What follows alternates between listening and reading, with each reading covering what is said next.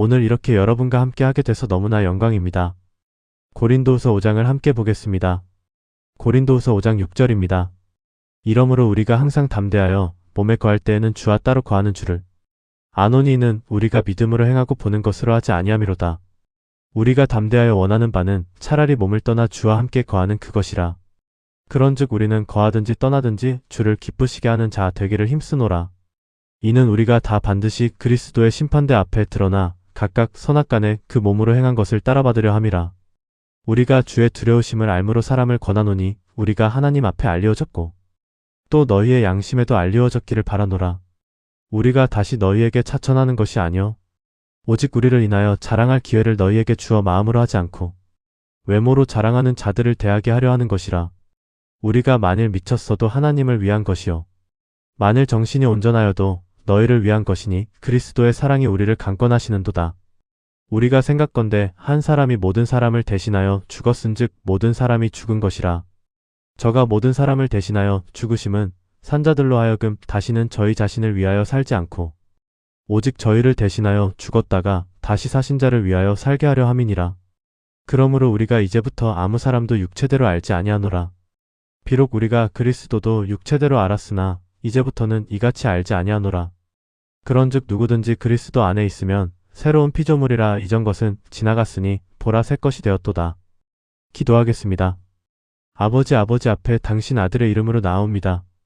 주님께 찬양과 영광을 주님의 성품으로 인해 드립니다. 모든 것이 주에게서 나오고 주로 말미암아 주께로 가오니 오 하나님 말은 많고 능력은 적습니다. 설교는 많습니다. 그러나 오 하나님 우리를 오늘 도와주시옵소서. 그래서 오늘 이 말씀이 영혼의 흔적을 남기게 하여 주시옵소서. 제발 아들의 영광을 위하여 그분을 위하여 주님이 이를 행하여 주시옵소서. 예수님의 이름으로 기도합니다. 아멘. 6절에 바울이 말합니다. 그러므로 항상 담대하라. 사람들은요, 잘못 생각하는 게 하나님께서 사람을 어떻게 사용하는지에 대해서 크게 오해를 하는데 우리가 그리스도의 일을 위해서 싸우는 사람들을 보잖아요. 어디든 가면서 무슨 일이든 하는 사람들을 보면 그렇게 매우 경건해 보이거나 아니면 헌신적인 삶을 사는 사람을 보면요, 여러분은 자동적으로 그것을 그들 안에 있는 무슨 능력 그 안에 있는 거라고 생각을 해요. 한 번은요, 제가 페루의 안에 어태양 태평양에서 제가 서핑을 하고 있었는데요. 그날은 적기 신호가 내려진 날이었었어요. 그래서 파도가 매우 심했는데 바다 안으로 들어가자마자 제가 감당할 수준이 아니라는 것을 알았는데 제 뒤에서 기침 소리가 들렸어요. 아이 정도밖에 안 되는 최고의 젊은이였는데 부기보드를 타고 있었고요. 그리고 익사하고 있었습니다. 그 친구가 그래서 제가 자동적으로 그쪽으로 갔고 제가 그 보드를 잡으려고 했었을 때 갑자기 생각한 게 저 애가 나를 잡으면은 나는 죽겠구나. 우리 둘 다 익사하겠구나라고 바로 깨달았어요. 그래서 제가 다른 서퍼들을 불렀고요. 한 6명 정도의 남자들이 왔습니다. 25분 걸려서 그 애를 겨우 끌어냈어요. 그 경험 많은 서퍼들도 겁에 질려 있었습니다. 만약에 제가 아마 그 아이보다 한 85파운드는 더 나갔었는데 만약에 육지나 다른 어디에서라면은 그 애를 제 한 팔로도 제압을 할 수 있었을 것입니다. 그런데 그때는 무슨 일이 있었던 겁니까? 그 바닷속에서 그 애는 우리 6명을 다 익사시킬 수도 있었어요. 그 힘이 도대체 어디서 나온 겁니까? 그게 육체적인 힘이었을까요? 아니요. 의지의 힘이었을까요? 아니요. 무엇이 그를 그렇게도 위험하고 강하게 만들었습니까? 그건 순전히 살기 위해서 몸부림쳤기 때문이에요. 그는 자신한테 아무것도 없다는 것을 알았어요. 자기가 지금 힘도 없고 소망도 없다는 것을 알고 있었습니다. 걔는 자기가 물에 빠져서 죽을 것이라는 것을 알고 있었어요. 그리고 그 자신의 전적이고 절대적인 연약함을 깨달은 그 인식이 자기보다 3배나 큰 다른 사람들에게 매달리게 만들었고 그들을 익사시킬 만큼의 힘으로 붙들게 한 겁니다. 이게 참된 영성입니다. 여러분이 강하거나 경건하거나 비범해 보이는 상성도들을 볼 때 자동적으로 그것을 그들 안에 있는 능력이라고 생각하는데 전혀 그렇지 않아요. 그들은 자신의 전적인 연약함과 무능함을 본 사람들이에요. 자신이 하나님을 기쁘시게 할 수 없다는 것, 하나님을 섬기지 못한다는 것, 자신은 무능하고 죄를 이길 수 있는 능력이 전무하다는 것을 아는 것입니다. 오직 하나님의 말씀과 성령의 능력 외에는 아무것도 없다는 것을 알기 때문에 그렇게까지 그리스도와 가까이 동행하는 것입니다. 그들의 힘이 아니라 그들의 연약함인 그것을 만드는 것이고요. 만약 당신이 그렇게 살지 못한다면 당신은 자신의 연약함과 무능함을 아직 못 본 것입니다. 저는 거의 40년 동안 주님을 섬겨왔어요. 그리고 해마다 내 연약함에 대한 인식이 더 커집니다. 나의 무능? 나는 아무것도 없습니다. 내가 나의 구원에 기원한 것은 내 죄밖에 없습니다. 나는 지혜도 없고 힘도 없고 능력도 없습니다. 오직 그리스도 한 분뿐입니다. 여러분이 바울을 볼 때 아니면 베드로를 볼 때 이런 믿음과 훈련된 제자로서 엄청난 사람들이잖아요. 하지만 베드로가 그 사도들의 공동체를 인도하기 위해서는 하나님의 섭리 안에서 넘어져야 했습니다. 그렇지 않았다면 결코 이끌 수 없었을 것입니다. 그날 베드로는 자신에게 아무것도 없다는 것을 배웠습니다. 그리스도의 피와 그리스도의 중보사역 밖에는 아무것도 없다는 것을 본 것입니다. 우리가 바울을 천국에서 만나게 된다면 아마 바울은 우리에게 이렇게 말할 거예요. 왜 내 말을 믿지 않았어? 왜 내가 나는 가장 약한 자라고 말했을 때 왜 나를 믿지 않았어? 내가 비유로 말한 것 같았어? 아니면 내가 그냥 경건한 척하는 줄 알았어? 내가 한 말 그대로야. 나는 정말로 약한 자였다. 가장 약한 자였다. 그래도 바울이 대단하다고 생각하면 아직도 이해를 못하는 거예요. 하나님께서는 당신을 사용하실 만큼 그분은 당신을 깨뜨리십니다. 제 아이들이 어릴 때 잠들지 않을 때 저는 키크린의 노래를 불러주곤 했는데 가사가 아들아 나는 약하고 주 앞에서 다. 나는 항상 기억한다. 얼마나 강한 목자가 너를 품에 안고 있는지를 그는 너를 깨뜨려 자기 것으로 만드신다. 유명한 설교자의 갈보리 학교라는 책을 썼는데 하나님께서 사람을 사용하시는 만큼 그는 반드시 고난을 겪어야 한다고 했습니다. 그 고난을 통해 그분에 대한 절대적인 필요를 인식한다는 것입니다. 자신에게 그분밖에 없다는 것을 알게 될 때 그 연약함 속에서 하나님은 자신을 강하게 나타내시는 것입니다. 이제 6절에서 바울이 말합니다. 그러므로 항상 담대하라.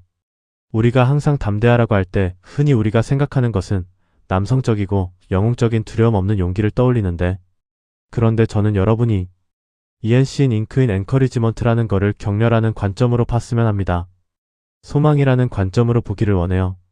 저는 이 삶을 오래 살았어요. 그리고 많은 것들을 견뎌왔습니다. 그런데 제가 말해줄 수 있는 거는 모든 원수 중에 가장 큰 것은 절망이에요.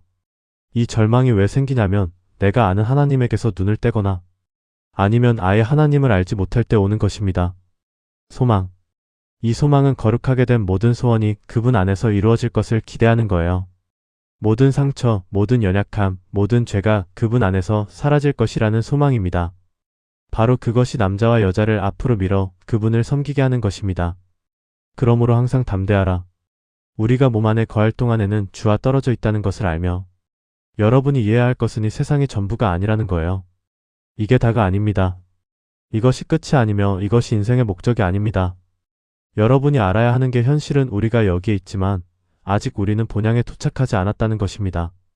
여기가 본향이 아닐 뿐 아니라 우리는 척진 한가운데 있는 거예요. 척진 한가운데 있는 것뿐 아니라 때로는 우리 몸이 죄의 몸처럼 우리를 상대로 싸우고 있습니다. 그러니까 이게 이상하거나 특별한 일이 아니에요. 정말 모든 것이 여러분을 대적해 올 때 밖에서만 아니라 안에서도 인간적인 것뿐만이 아니라 영적인 것까지도 모든 것이 여러분을 대적해 옵니다. 여긴 전쟁터이고 우리는 전투 중이에요. 제가 설교를 들었는데 그 설교자가 이렇게 말했는데요. 어떤 사람이 그 설교자한테 이렇게 말했다고 합니다. 마귀가 이거라고 마귀가 저거라고 마귀가 이러고 있고 저러고 있다고 그래서 그 설교자가 대답하기를 원래 지가 하고 해야 되는 일을 하고 있는 거야. 그게 그의 정체야. 세상이 나를 대적한다면 그게 정상입니다. 내 육체가 나를 대적해 일어난다면 그게 정상인 거예요. 그런데 여기는 우리 집이 아니에요. 이 세상이 우리의 궁극적 현실이 아닙니다. 그리스도 안에 있는 자라면 휘장 너머에서 여러분을 기다리는 무엇이 있습니다. 그것은 너무나도 놀랍고 너무나도 커서 지금 그것을 힐 것이라도 본다면 여러분의 정신을 산산조각내고 무너뜨릴 것입니다. 그렇기 때문에 나는 소망합니다. 그리고 붙들고 앞으로 나아갈 수 있습니다. 제가 이렇게 말씀을 전할 때 저한테 너무 힘든 게 앞으로 올 장에 있을 일에 대해서 전하는 게 너무 힘듭니다. 저도 그 일부의 일부도 모르지만 제가 아는 것조차도 이렇게 오래된 목사인데도 다 전할 수가 없어요. 그게 설교자의 고통입니다. 제 마음에 제한된 비전이 있는데 성경이 말하는 다가올 것에 대해서 그마저도 여러분에게 담겨 다 옮겨 담을 수가 없어요.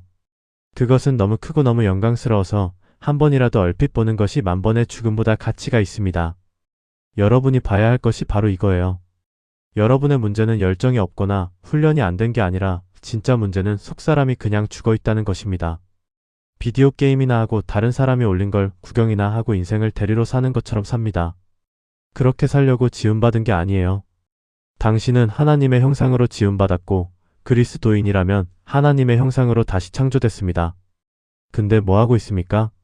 당신 인생과 가지고 그분과 동행하고 그분을 섬기고 그분을 사랑하기 위해 뭘 하고 있습니까?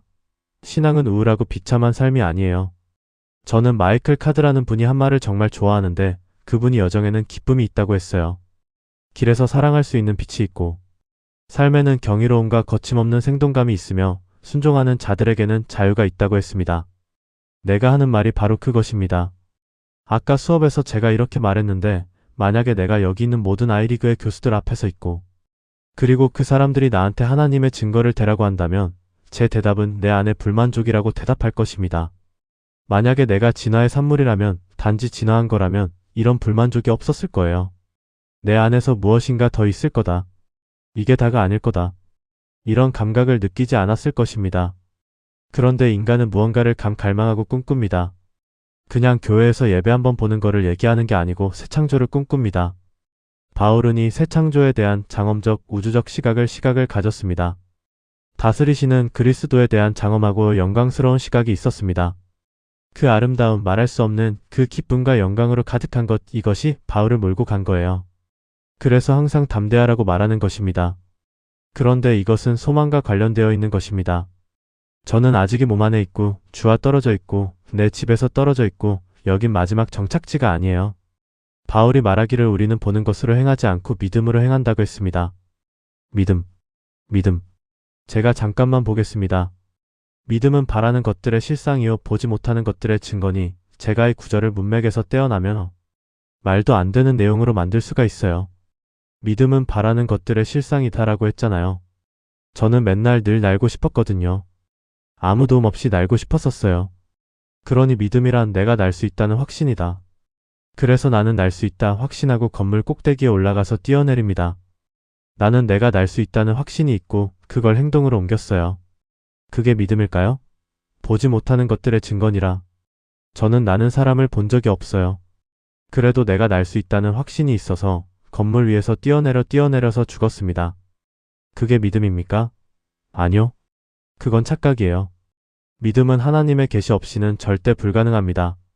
믿음은 하나님의 성경을 통한 계시는 절대 불가능합니다. 자기 자신을 속이면 안 돼요. 믿음은 어떤 철학적 도전하는 게 아니고요. 알지 못하는 세계로 뛰어드는 어떤 철학적 도약도 아닙니다. 믿음은 하나님의 말씀 위에 서는 것입니다. 그리고 이 그리스도인의 삶을 통과하는 유일한 길.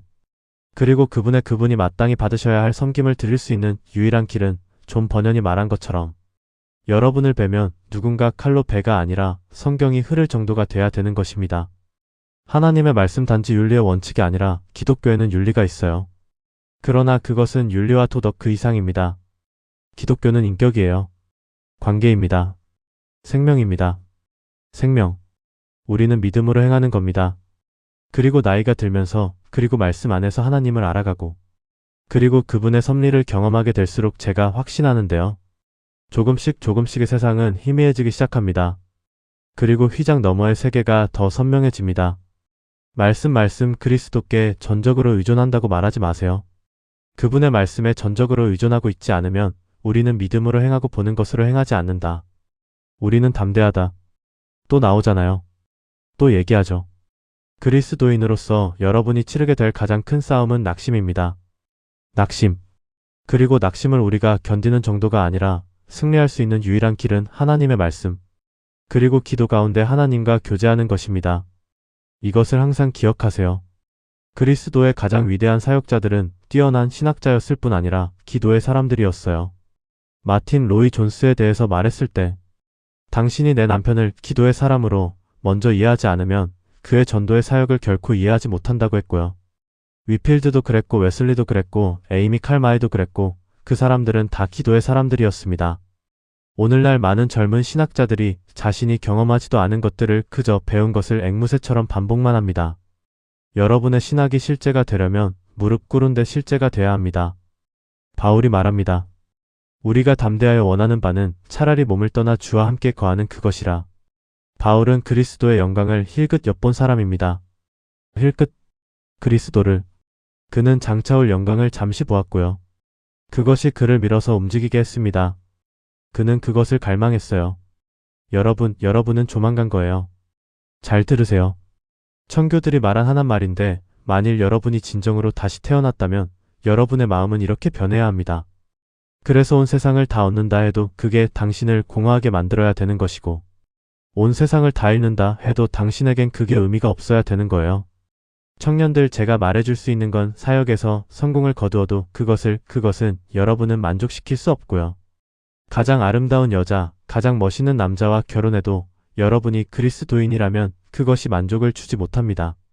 사람들이 이렇게 말해요. 남편이 당신을 채워준다. 아내가 당신을 채워준다. 남편이 너를 완성시켜준다. 아내가 너를 완성시켜준다. 만약에 그렇다면 당신은 이미 길을 잃은 거예요. 당신은 그리스도인이 아닙니다. 오직 그리스도만이 당신을 완성시키는 거예요. 그 부담을 배우자에게 지게 한다면 그 결혼은 무너져요. 아무도 당신을 만족시킬 수 없습니다. 당신의 마음은 그보다 훨씬 크기 때문에 명심하세요. 좋은 학교에 다니고 있을지라도 개인적인 경건의 훈련을 실천하지 않으면 그 마음은 참된 신자라 해도 점점 줄어들기 시작합니다. 메말갈 수밖에 없습니다. 바울은 장차 올 것으로 인해 불타올랐었어요. 그것은 인간적으로 만들어낼 수 있는 것보다 훨씬 더 큽니다. 그 열정은 그건 그냥 뜬구름 잡는 것도 아니고요. 아니면 그냥 단순한 교회 예배를 말하는 것도 아니고 그건 생명이고 기쁨이고 그리고 완전히 거룩하게 된 자유로운 생동감입니다. 그것이 우리를 밀어 움직이게 하며 그래야만 하는 것입니다.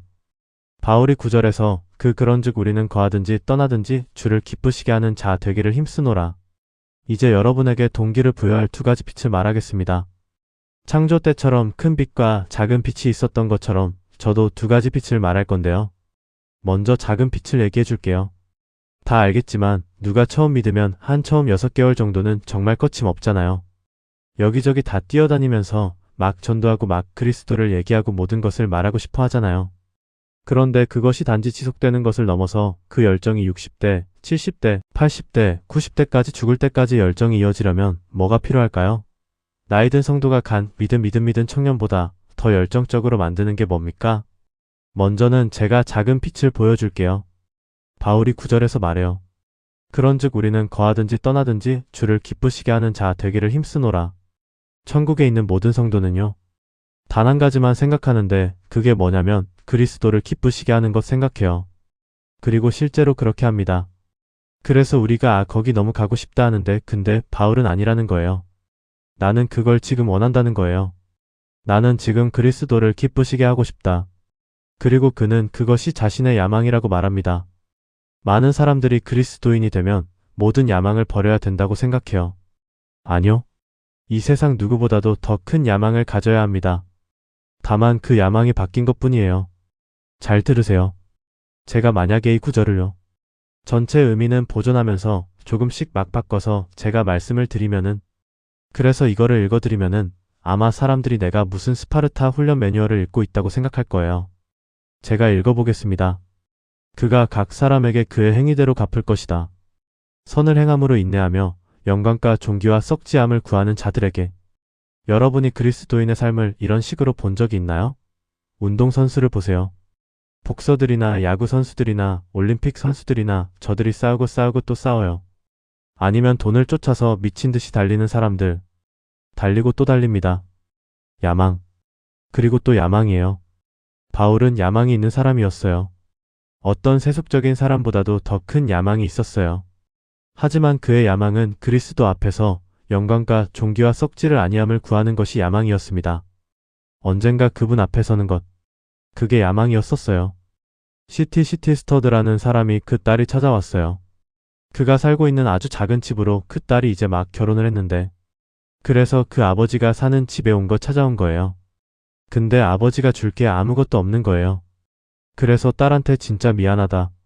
근데 난 정말 모든 걸 그리스도에게 드려서 내가 너한테 줄 게 없다. 아무것도 없다. 상상해보세요. 남자들 생각해보세요. 너희들은 단상에 서서 얘기하고 싶어하고 존경받고 싶어 하는데 여기 서서 근데 주님 앞에 서는 것을 생각해보세요. 그분의 피 때문에 그분의 칭의 때문에 그분 앞에 서 있는데 그분이 당신을 바라보세요. 그가 당신을 보십니다. 상상해보세요. 그분이 당신을 보십니다. 그리고 잘했다. 라고 하십니다. 잘했다. 뭘 더 원하세요? 잘했다. 정말 잘했다. 잘했다. 진짜요? 그래, 잘했어. 물론 지금 이게 무슨 상황인지 우리는 알아요. 그분도 알고 저도 알아요. 만일 잘했다가 있다면 그것은 그분이 하신 겁니다. 그분은 정말 은혜로우신 하나님이라서 우리에게 일을 하라고 하시고서는 그 일을 자기가 직접 하시고 나서 그 상을 우리한테 주시는 거예요. 그래서 이건 윈윈입니다. 그래서 우리는 모두 그리스도의 심판대 앞에 서야 합니다. 신학적으로 이게 어떻게 가능한 건지 사실 저도 모르겠어요. 아마 누구도 설명 못할 거예요. 이거에 대해서는. 왜냐면 우리가 하나님의 말씀이라는 거울을 통해서 거기 비춰지는 내 모습을 그대로 본다면은, 그래서 내 행위로 어떤 판단을 받는다고 생각하면 우리는 진짜 절망이에요. 그런데 이 본문이 말하는 거는 우리가 하나님 앞에 완전한 자로 선다는 겁니다. 단지 용서받은 것이 아니라 그의 아들의 삶과 죽음과 부활로 인해서 의롭다 하심을 받은 자로서는 것입니다. 그럼에도 불구하고 신자로서 우리는 그분 앞에 서서 심판을 받고 상을 받는다는 거예요.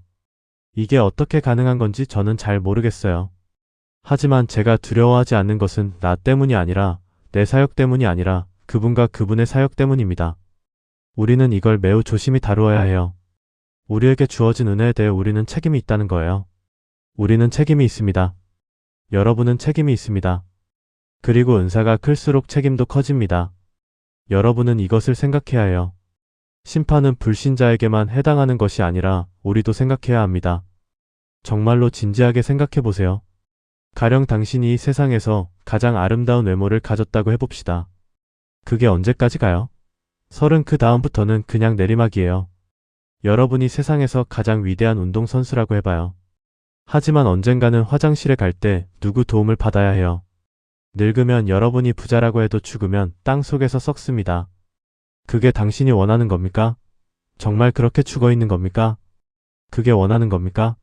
아니면 이 영원한 것을 원합니까? 차가운 물 한 컵을 주는 것조차 여러분의 상은 영원히 사라지지 않습니다. 그것은 영원합니다. 영원한 왕, 영원한 나라입니다.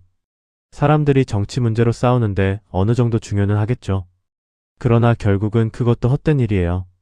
왜냐면 무슨 일이 일어나도 좋은 정권이 들어서도 다음엔 나쁜 정권으로 교체되고 결국 모든 것은 다 무너집니다. 믿기지 않으면 역사를 공부해보세요. 물론 나라를 세우고 나라를 위해 죽은 사람들이 있고 그것에 대해 너무나 감사하죠. 하지만 이 나라도 언젠가는 사라집니다. 나라도 일시적이기 때문에 우리는 나라를 위해서 살 수 없습니다. 여러분은 하나님의 나라를 위해 살아야 하는 것입니다. 끝이 없는 나라. 그 영광이 줄어들지 않고 오히려 더해가는 나라. 하늘과 새 땅은 정지된 것이 아니에요. 역동적인 것입니다. 우리는 영광에서 영광으로 나아갑니다. 그래서 가장 큰 동기 중 하나는 내가 받는 은사에 대한 심판을 받아야 된다는 것입니다. 영적 은사만이 아니라 재능까지. 제 아들들한테 어릴 때 가르쳤던 것이 있는데 제가 첫째라고 하면 제 아들들이 이렇게 얘기를 해요. 첫째, 우리가 강하다면 약한 자를 돕기 위해 강하게 된 것이다. 둘째, 우리가 교육의 기회를 가졌다면 기회가 없는 형제들을 돕기 위함이다. 라고 얘기를 해요. 그리고 제가 셋째, 그러면 우리가 부를 가졌다면 가지지 못한 형제들을 위한 것이다 라고 말합니다. 이것이 우리가 은사와 재능과 기회를 가지고 사는 이유입니다. 여러분이 수업을 대충 넘기면 그냥 수업 하나만 대충 넘기는 게 아니에요. 여러분은 특권을 멸시하고 있는 겁니다. 교수나 부모가 준 특권이 아니라 그리스도께서 주신 특권을 무시하고 있는 것입니다. 그렇다면 큰 동기 중 하나가 뭡니까? 그건 엄숙한 동기인데 우리가 그리스도의 심판 보좌 앞에 선다는 사실입니다. 우리의 은사와 재능과 기회와 특권에 대해 책임을 지게 될 것이라는 것. 그런데 더 큰 이유가 있습니다.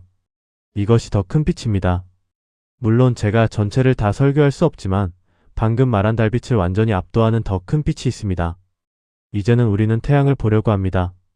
바울은 14절에 그리스도의 사랑이 우리를 강하는도다. 우리는 너무 육체적이고 너무 인간 중심적입니다. 그래서 많은 사람들이 본문을 보고 말해요. 아, 그렇지. 바울의 그리스도를 향한 큰 사랑이 그를 붙드는구나. 저는 바울이 그 얘기를 하는 게 아니라고 봅니다. 저는 그 바울을 향한 그리스도의 큰 사랑이 그를 붙잡았다고 믿습니다. 내가 거울을 보고 나의 그리스도를 향한 사랑을 보면, 내 사랑을 보면 그건 별로 동기가 되지 않아요. 않아요. 열정적이다가 말다가 열정이 있다가 없다가 사랑이 있다가 없다가 무감각하다가 차갑다 뜨겁다 뜨겁다가 일관성이 없어요. 그래서 그것의 근거에 나를 격려한다면 소망이 없어요. 그렇다면 소망이 무엇입니까? 그것은 나의 그리스도를 향한 사랑 아니면 내 경건이 아니에요. 내 격려는 무엇입니까? 나를 향한 그리스도의 사랑입니다. 제가 시간이 넘었는데요. 하지만 너무 중요한 내용입니다. 너무 중요합니다. 제가 잘 알아요. 인터넷에서 저는 아마 가장 매정한 인간으로 알려져 있는데, 하지만 제가 아는 한 가지는 그리스도인에게 가장 절실한 건 자신이 자신에게 뭐가 절실한지 아는 것입니다. 당신에게 가장 절실한 건 그리스도께서 당신을 얼마나 사랑하시는지를 아는 것입니다. 그분이 모든 일을 하신 이유가 당신이 처음 그분을 볼 때 꾸짖으려고 하신 것 같아요. 얼굴 찌푸리면서 명심하세요. 그분이 당신보다 더 큰 기쁨으로 당신을 만나실 것입니다. 그분이 모든 것을 이루셨어요. 심판에 대한 두려움, 정죄에 대한 걱정, 그분이 나를 혼낼 거라는 생각. 이것이 나의 동기가 아닙니다. 아니요. 그건 소망을 잃게 합니다. 그러나 약이 있는데 훨씬 더 강력한 약이 있는데 그것은 하나님의 사랑을 점점 더 깊이 이해하는 것이고요.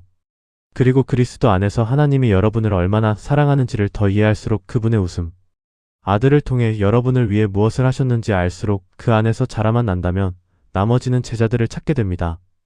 중요한 것은 여러분이 그분을 얼마나 사랑하느냐가 아니라 그분이 여러분을 얼마나 사랑하시느냐입니다. 그 안에서 자라고 그것을 보게 되면 그것이 여러분의 삶을 붙잡기 시작합니다. 그리고 여러분은 포로가 됩니다. 그분 외에는 갈 곳이 없어요.